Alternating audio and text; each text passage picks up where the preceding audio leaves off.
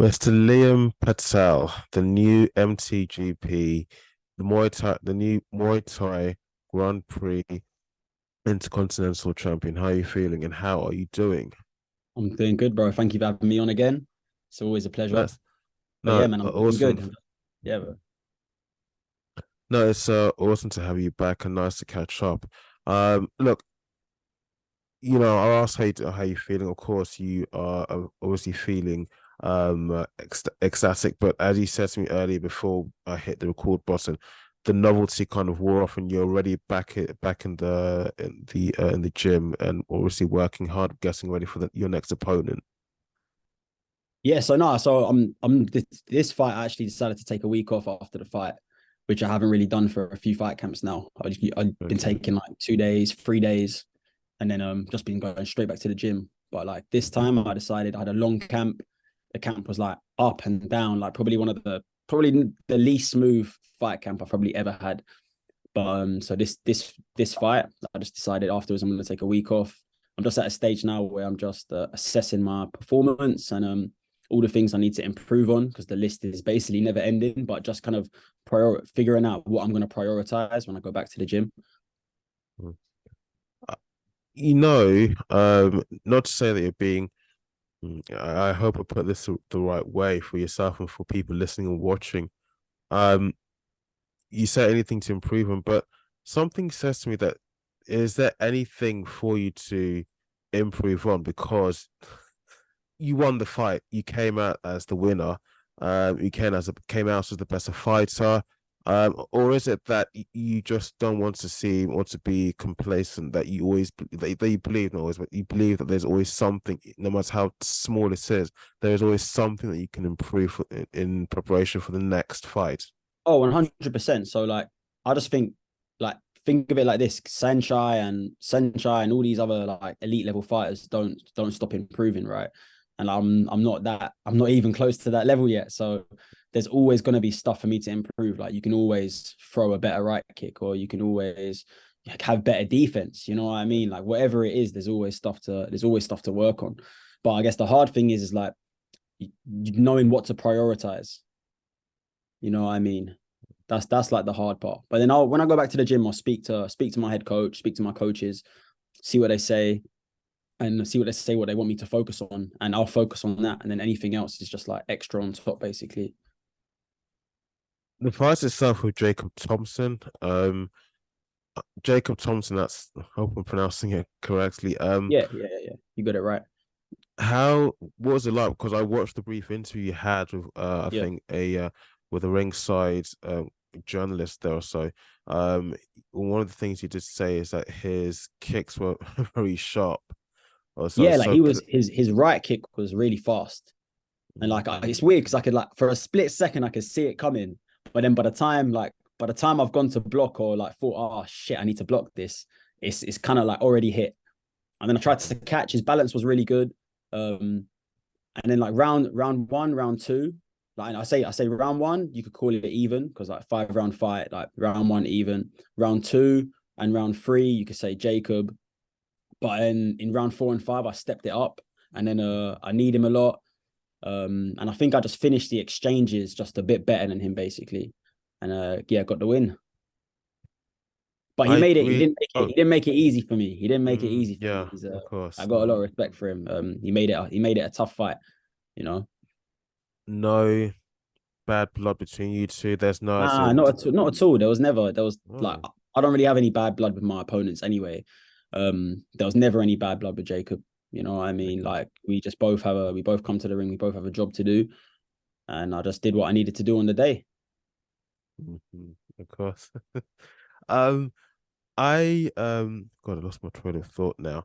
I yeah, about the fights itself, I was looking just everywhere. Just it's one of those things whereby the promoter, yeah, it's an awesome fun, awesome event, but it's like unless if you pay to actually watch it wherever you are, whether you're cage side within the actual venue or at home on your Yeah, phone, your TV, wherever it is, they will yeah, actually keep it kind of covered unless you paid for it before they yeah, release it to YouTube.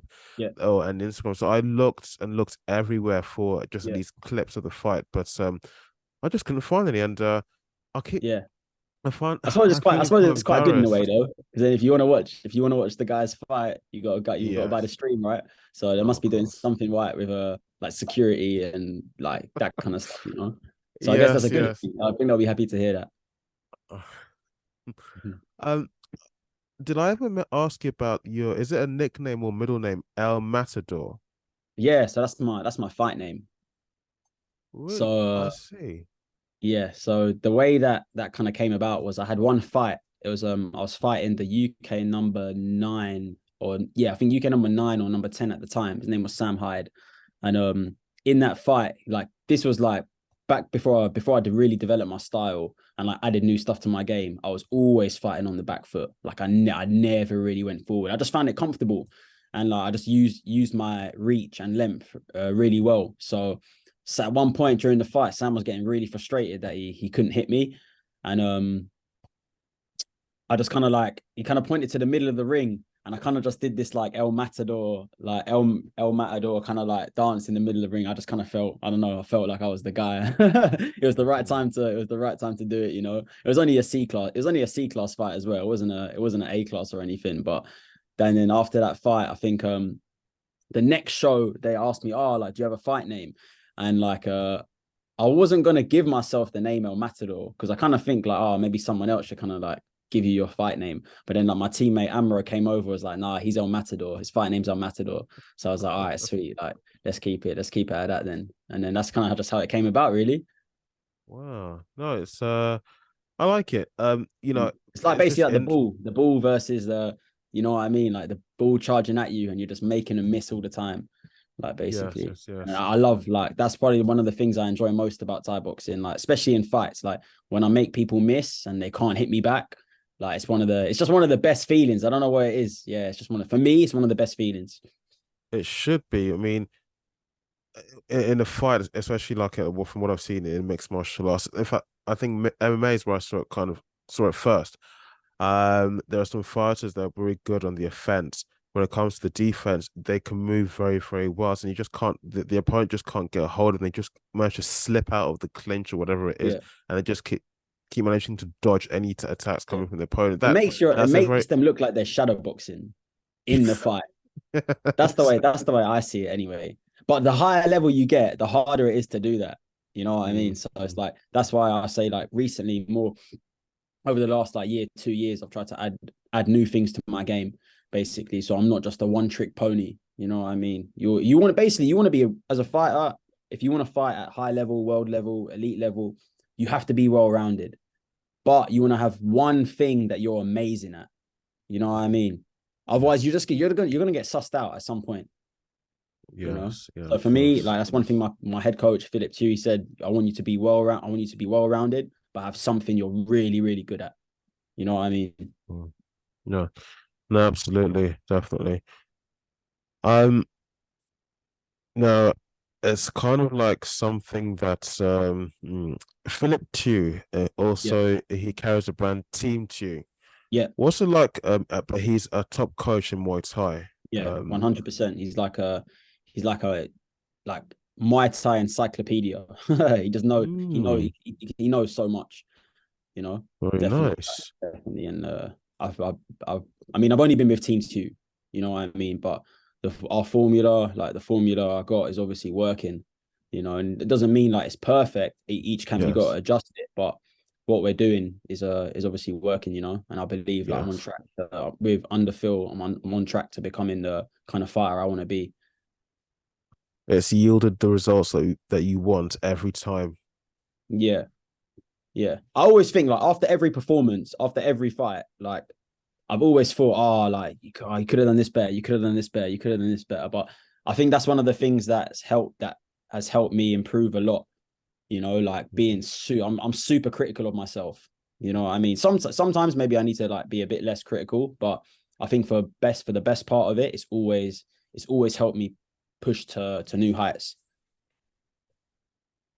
I don't mean to sound awkward. Well, Mm. words come across as awkward. This shouldn't come across as awkward, but he is the name, the brand of where combat sports, especially Muay Thai, is concerned. I've Mm. been hearing his name a lot. I'm sure Yeah. one championship they know of him very, very well. Yeah. So Team Two is Yes. PhilipTeui, and Mhm. his Phil's got two brothers, Matty and Dave. So, but this is back when they started it. It was Phil, Matty, Dave, cousin Michael Pham, who he recently retired from fighting. He's coaching. He's coaching now, and yeah, they're like the main guys. What's working with him like? Is he very intensive in when you're sparring with him? Um, So is it Phil will extreme? spar like Yeah. Phil will spar with us. Not like every session, but like when he does spar with us, he'll always beat us. Always. Like same Mm. with Matty as well. Like if Matty when Matty spars seriously, he'll beat us, generally speaking, so yeah, but people don't really get to see Phil. People don't see Phil train on Instagram or anything like that. Like we don't really have like lots of videos or put out lots of videos of our sparring and stuff like that. But no, when they do spar, same with Dave as well. Actually, like I remember the last time I sparred Dave, like I didn't know what to do against him. This was like must have been 6 months ago or something like that. But yeah, it was hard. It's very hard.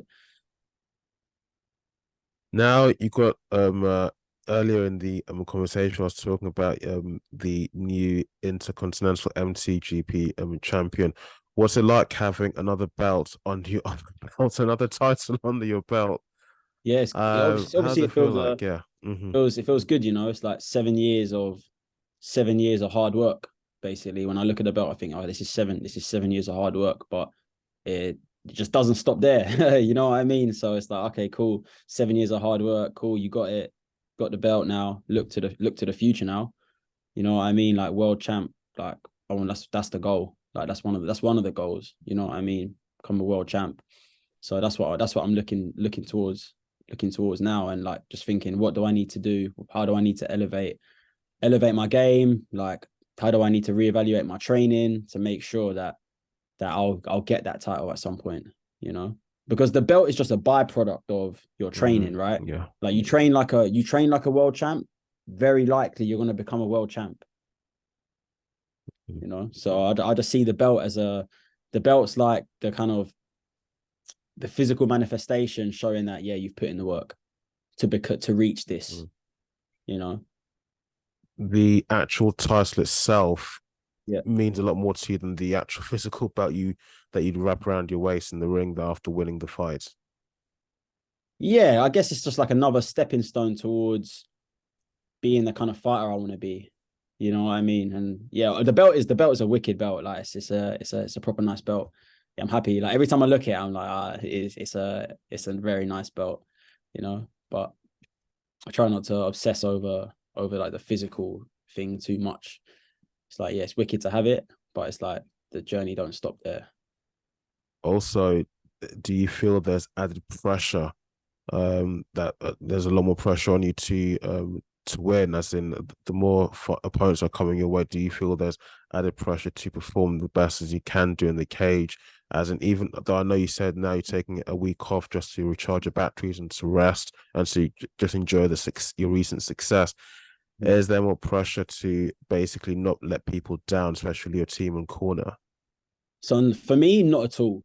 Like I don't really feel if anything, I'm the one who gives myself pressure because of what I know I can achieve, and I know I can become a really, really good fighter. You know what I mean? But on the day, like when it comes to fights itself, the way I look at it is everyone is just a set of problems, right? And you have to solve. It's your job to solve these problems. It's on Mhm. me. You know what I mean? My coaches are there to guide me to the best of their ability, but ultimately it's on me to solve whatever problems they bring. You know what I mean? So when I'd say earlier on in my career, you always think, I'm fighting this person. Damn, this person's been fighting since they're 6 years old. Oh, like this person's really good. Blah blah. This person's got a good left kick. This person is, what I mean. This person's bigger, stronger than me. Whatever it is, but I think now I see things, and I guess maybe it comes with the experience. Even though I've only had like 17, 18 fights, something like that, but I think it comes with the experience. At least for me, knowing that yeah, everyone's just a set of problems, and it's my job to solve them. So it doesn't matter who they are, what their name is. I just need to assess like really diligently, like what problems are they bringing, what problems could they bring, and how am I going to solve them? You would, of course, you would have seen just kind of branching away from Muay Thai a little bit. But still staying within combat sports, you would have seen, of course, the big money fights, the big deal fight, the Tyson Fury versus Francis Ngannou that took Yeah. place last weekend. Yeah. There was still, I think, some Francis Ngannou came out the winning fighter, but there was still some back and forth arguments and disputes about who actually won that fight. And Chael Sonnen, who is someone who within mixed martial arts, a lot of people do listen to his opinion. He made a video on YouTube on his channel saying boxing is no longer a real sport. Um, Now, just put my 2 cents on that. I think he's coming from the position of, well, first of all, we now have lots of YouTubers such as the Paul brothers, KSI, and some other people who are just going in there probably for the extra clout and for the extra money. Um, in your opinion, do you think that's true? Do you think that's the case? Do you think it's a dying sport that probably mixed martial arts or Muay Thai will one day permanently take over, and boxing will just be a I sport of the mean, past? to be honest, like, I don't know if you can say it's a dying sport when there's still so much money in boxing. You know what I mean? Like, there's still millions more in boxing than there is in MMA and Muay Thai. But I don't know, maybe in terms of like, I don't know what it's like in terms of like viewership and stuff. That's a different story. I don't really think I haven't done enough research into it to be able to give you like a proper answer. But I'd say in terms of like, obviously, like I watch Muay Thai every day. You know what I mean? MMA, I never really watch. Maybe like if I think they're two good strikers, then I'll maybe check out some highlights or something. But this like crossover boxing fight, like what the Paul brothers and all that are doing, I will never never stay up to watch these fights. I'd rather sleep. You know what I mean? Like Yeah. Tyson Fury and like Ngannou, like it's always going to be interesting. I do think they'd never personally, and this is just an opinion, I think they'd never let Tyson lose to an MMA fighter. I just think it's very likely that it was always going to be fixed, you know what I mean? That's what Really. yeah, like how like Ngannou's never had one professional boxing fight is going to come over and beat the lineal heavyweight champ. Yeah. It Yeah. doesn't it doesn't look good for boxing, and even like Yeah. Fury's performance and stuff, like what Ngannou did to Fury, because Fury's face was more. Ngannou looked fresh after the fight. Fury Yeah. did not look fresh. It still doesn't look good for boxing. You know what I mean? Yeah. But yeah, I like watching boxing wise. I like watching the lighter guys fight, like the light. I think it's the lightweight division, like 135, or I think it's like 135 pounds, something like that. The one with like Shakur, Tank, Devin Haney, like yeah, Cambosos, all those guys. Like I like watching those guys fight. You know. Yeah, I kind of lost my train of thought. Sorry, something's just happened here where I'm taking Whereas, this interview. Um, because so far, Francis Ngannou is really the only fighter that's come from mixed martial arts and has actually successfully beaten a boxer. And I haven't forgotten that earlier this year, I think, it starts with Joe Rogan making comments about this in one of his podcasts. And I think Tyson Fury heard about it, and he made a video saying that if him and Francis Ngannou would end up in a changing room backstage somewhere, there's only one person that come out of that fight on top, and that would be him. But of course, the actual backfired, didn't it? it didn't age well, as they say on Backfired. social media. Yeah, but I do agree with what you said. I mean, I do believe that I mean, most of my personal opinion, I do believe that the social media thing, especially with the YouTubers, it has kind of killed the what boxing was supposed to, what is usually represented to many people, especially the older generations. And I mean, I think many YouTubers come across try and get into the boxing scene just for extra clout, extra money, and I think it's the least dangerous sport in terms of how much physical damage they can take, and then probably the least embarrassing. Whereas Muay Thai, mixed martial arts, there's a lot more you've got to deal with: kicks, punches, and But I say clinch there's, and all those things. I think statistically there's a lot more brain damage in boxing. Mm-hmm. But I think, Yeah. and this is just me personally, I don't see YouTubers boxing the same as actual boxing fights. Do you get what I mean? I just see it as Yes. YouTuber boxing. Like you know what? If anything, fair play to them. Like they're just leveraging their audience to get their bread, and that's it. And if anything, like I take my hats off to them. You know what I mean? Because they've got the money. Well, They've got the money to train hard. Like, but I think they've got the money to train hard because they're Twitch streamers or whatever it is they're doing. They've all got a lot of money. You know what I mean? So I think that I actually think a few of them do put in the work, but obviously, like I just don't see it the same as actual boxing, like high level, like elite level boxing. You know, it's just YouTuber it's open boxing. already. Sorry. No worries. It's just YouTuber. No, no. The thing is, what I can't stand and what I think many people can't stand is the fact that some of these guys, such as the Paul brothers, and there'll be others, but they're the Yeah. ones who are made known mainly to a lot of Mm, people. They consider themselves to be professional boxers. I mean, I used to be angry and bitch and moan about it before, mm, but now I'm a bit more. Let me try and study this, research, and then I can come back with yeah. an educated, informed Yeah. answer. Yeah. I mean, yeah. I mean, it's a tough one, isn't it? Because I don't know if they train like professional boxers. I mean, they're obviously not fighting legitimate boxers, right? They're not fighting Yeah, like legitimate pros. But then it's like, okay, maybe they could be considered professional boxers, but then what kind of professional boxer are you? Do you get yes, what I yeah. mean? Are you a professional box?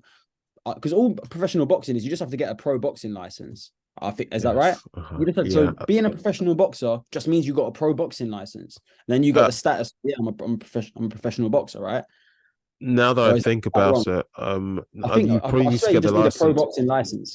I think there's a license, but that I'm not looked into. But I think possibly Mm, there could be somewhat more to it as well. But like you said, the license is there. There's some other legalities and bits of paperwork you must yeah, have beneath your yeah, belt. But the other side, I think, maybe prove in the ring that you can actually yeah, box against other yeah, people yeah, yeah, who have yeah. got Of course, a of a course. really good fighting record. Yeah, yeah, Mm. 100%. And then that's the question of like that's what makes like to the public, I suppose, is that that's what makes someone legitimate. Are they actually fighting legitimate pros? Are you a pros fighting legitimate pros? You know? Yeah, no, definitely. I think social media, that's been one, it's But kind of people like are a obviously mixed paying to bag. see it, right? People like are obviously paying to watch guys like Jake Paul fight Tommy Fury or whatever it is, you know, like people are obviously paying to watch it. So they're just exploiting a market. That's it. If there's a Yeah. market for it and there's a demand for it and they can both make good money from it, then why wouldn't they do it?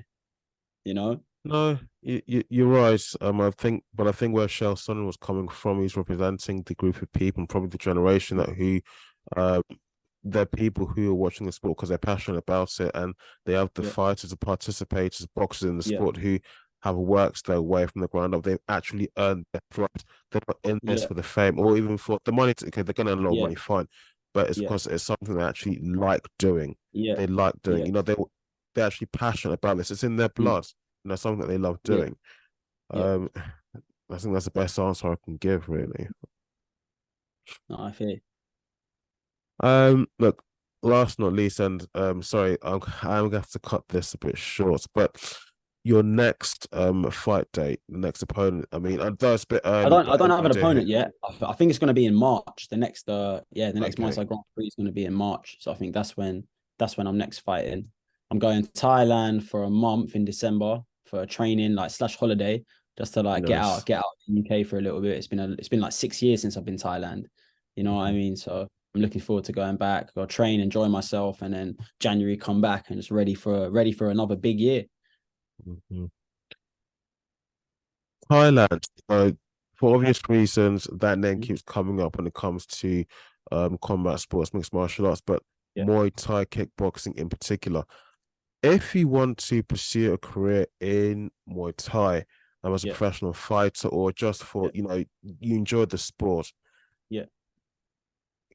can you say that you haven't really mastered Muay Thai um or really experienced it unless you've been to Thailand to train there, even maybe just once in your life? or so? I mean, mastering it, no one will ever master Muay Thai. You know what I mean? It's impossible. It's always changing. It's always evolving. But I'd say like, yeah, of course, like Thailand is the birthplace of the sport. So if you want to experience what the like actual gyms are like over there, or like what the training regime's like over there, then go over there, train there. But I do think you don't need to go there to be an amazing Muay Thai fighter. You know what I mean? I think Western, like, it's evolved a lot in the West, and I think with the help of like sports science as well, the foreigners have and are still catching up to the Thais. Like many have, like you saw John Haggerty KO Nongo. Even though yes, 4-ounce gloves, it's not necessarily like traditional Muay Thai, but you're still seeing a lot of foreigners go to Thailand and beat Thais at what they're best at.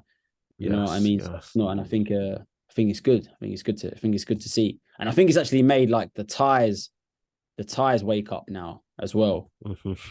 Foreigners a lot of Thais have to do Muay Thai, right? Because a lot of them are trying to get out of poverty, or they want to get their family out of poverty, and they're like almost obligated to do it. But a lot of like foreigners and Westerners, we choose to do it because we love it. Yeah, you know what I mean? And like it's two different things driving two different things driving both people.